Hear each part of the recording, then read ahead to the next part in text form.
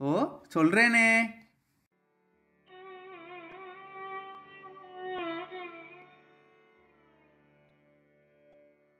राधे कृष्णा। पूज्य श्री श्री अम्मा की जय। महान ब्रह्म श्री श्री गोपाल वल्लीदासर की जय। भारत माता की जय। छत्रपति शिवाजी महाराज की जय। So Jijabai informed Shivaji that he has to establish Swaraj, Ram Rajya. After that, Shivaji started gathering lot of his friends in a place named as Khed Shivapur, which is very near to Pune. So in Shivaji's group, it was not only about having people from his same age.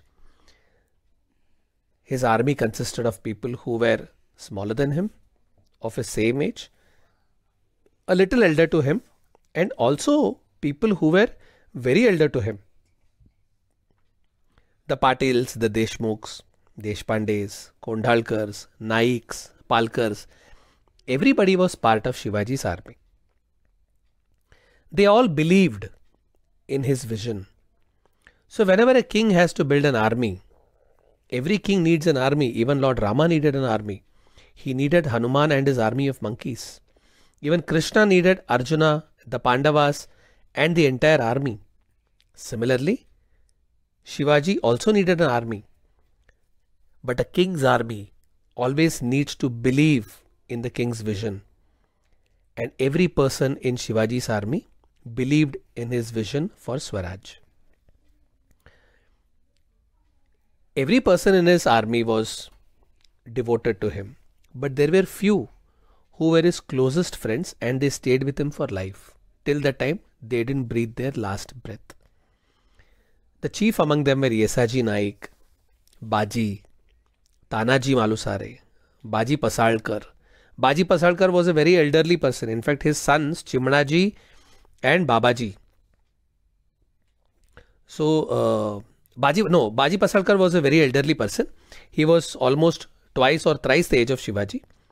Murarbaji, Kondaji, Bahirji, Netaji, and there was one more person named as Bapuji Deshpande. Bapuji Deshpande was the father of Babaji and Chimnaji. So Babaji and Chimnaji used to play with Shivaji in Lal Mahal, and they will play a big role in future when Shivaji went to kill Shaiste Khan in Lal Mahal. Because Babaji and Chimnaji had played with Shivaji Maharaj in Lal Mahal, they always knew the entire layout of Lal Mahal. These were the close confidants of Shivaji. Why are we saying Shivaji again and again? Isn't he Shivaji Maharaj? Isn't he Chhatrapati Shivaji Maharaj? Yes. But as of now, he was Shivaji and Shubha for his friends. He was Shubha for everybody in his army. He was Shubha for his Jijabai. He was Shubha for his Dadoji Kondev. Once this army was formed, they all decided that they have to have a firm plan of action for establishing Swaraj. But before that, they all decided that they have to do something which will make it big and loud, a message so clear that everybody will understand what Shivaji is all about. One day, they all went to the temple of Rohideshwar, a Shiva temple. They went there to take an oath. So in the morning, they all met there and Shivaji bathed the Shivalinga with water, with milk, and then he put Bel Patra, Bel leaves on the Shivlinga. He did a puja. And in front of everybody, he took an oath. He took an oath at Rohideshwar that till the time he is alive, till there is a drop of blood in his body, till his last breath, he will strive and achieve Swaraj. He will strive to free his country from the clutches of the Mughals and the Adil Shahi and all other invaders. He will fight for his motherland. He will fight for his country. He will establish Swaraj, no matter what. and everybody in his army took that oath, and they all gave a loud war cry, which will become the war cry of the Marathas till the end. What was the war cry? Hara Hara Mahadev! This war cry will be the war cry of the Marathas.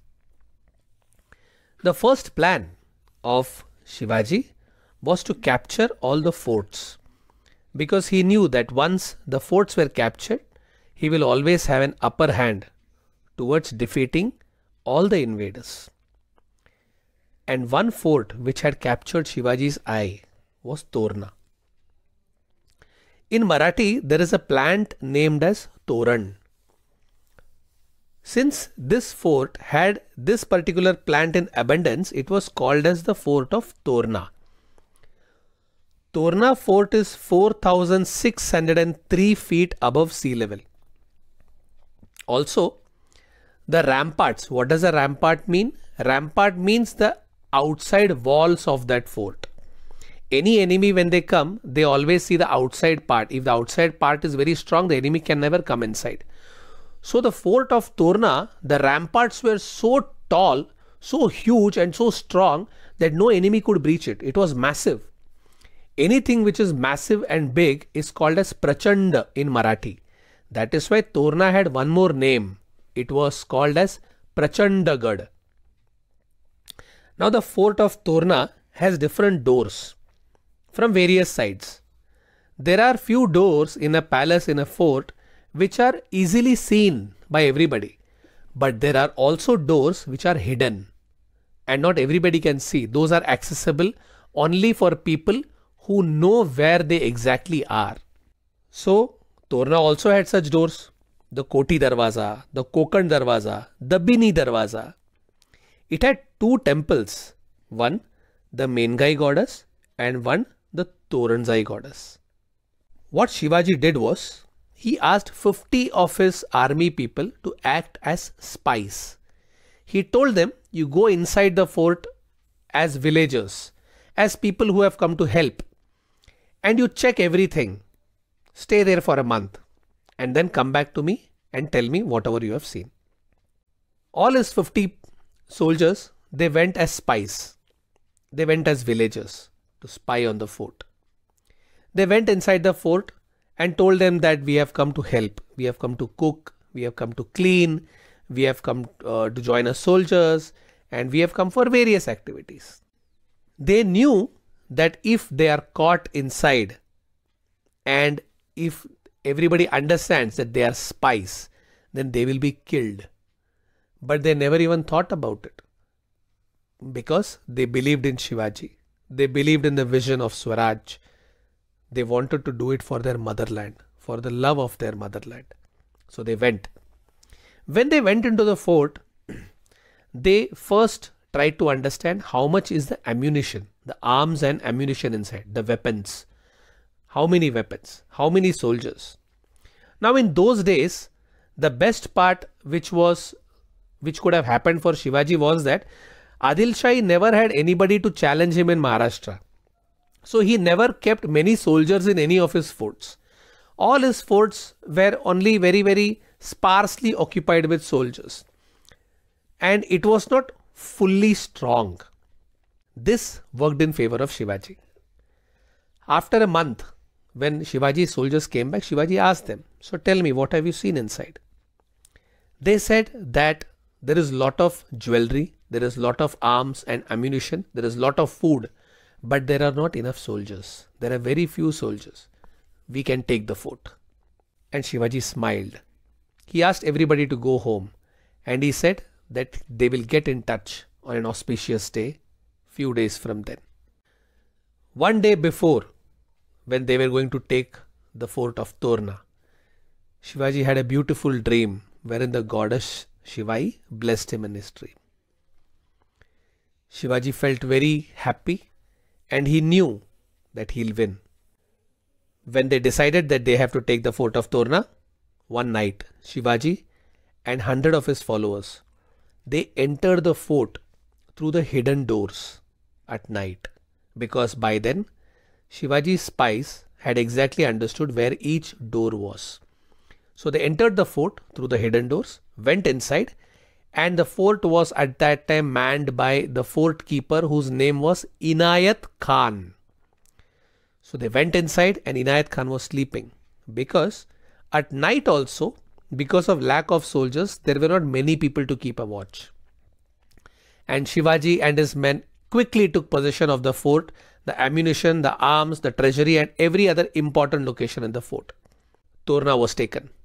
Torna was taken by Shivaji. Inayat Khan was brought in front of Shivaji as a prisoner and Shivaji gave him three choices. Either you live here with me peacefully and work for me, or you leave from here peacefully, I will not do anything, or you die peacefully. Inayat Khan chose to leave from there peacefully and he went away. He promised Shivaji that he will never again come into his way. Shivaji felt very happy, very proud. He came outside and he was looking at the fort from outside. And he saw that Adil Shah's flag was fluttering over there, the green flag. Shivaji asked his men to bring the flag down. And then he opened a small box, a box which had the flag of Swaraj, the saffron flag, the Bhagwa Jhenda. With tears in his eyes, he gave that flag to Yesaji and asked him to hoist that flag on Torna fort. That flag was hoisted on Torna, and at 16 years of age, when we all are playing, going to school, having fun in life, eating, sleeping, a 16-year-old boy at our same age, Shivaji, he hoisted the flag of Torna. He hoisted the flag of Swaraj on Torna, and that was the first fort which was won by Shivaji.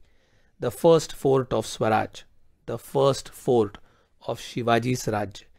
And that was the day when Shivaji became Shivaji Raje, when Shiva became Shivaji Raje.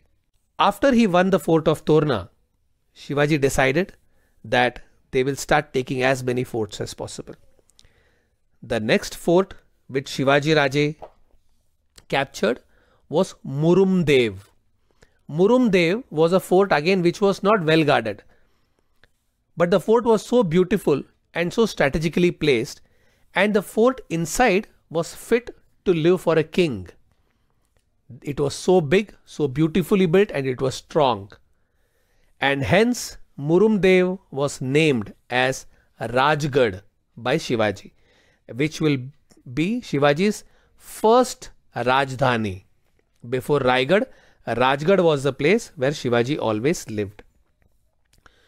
After that, Shivaji captured another 2-3 forts and then his eyes turned towards Kondhana. Kondhana was one fort which was surrounded by dense jungles, but its location was so strategic that he could see in all directions. He could see the sea, he could see the land, and he could exactly know which enemy of his is planning to do what. Hence, taking Kondhana was a must. Now, to take Kondhana was not so easy, but again here, God helped Shivaji. The fort of Kondhana was manned by a fort keeper who was a very good friend of Bapuji Deshpande, who was a trusted lieutenant of Shivaji. Shivaji told Bapuji Deshpande to capture Kondhana and bring it to him. Bapuji Deshpande went to the fort keeper. Now the fort keeper, although he was a servant of Adil Shah, he was not very happy. So Bapuji Deshpande made an offer to him. He asked him to join hands with Shivaji, take the fort of Kondhana and hand it over to Shivaji. The fort keeper was more than happy to do it because even he was devoted to Swaraj. And Kondhana came to Shivaji just like that. Shivaji was very happy because Kondhana was one of the biggest forts of Adil Shah. And when Adil Shah heard of this, he was very, very angry because even he knew that Kondhana was his biggest fort. And Adil Shah became angry and he sent across a message to Shivaji, a farman which would initiate the first war of Shivaji. What was the farman? What was the message which Adil Shah sent? We'll look at it and hear it in the next episode. Radhe Krishna. पूज्य श्री श्री अम्मा की जय. महान ब्रह्मश्री श्री गोपालवल्ली दासर की जय. भारत माता की जय. छत्रपति शिवाजी महाराज की जय. हर हर महादेव.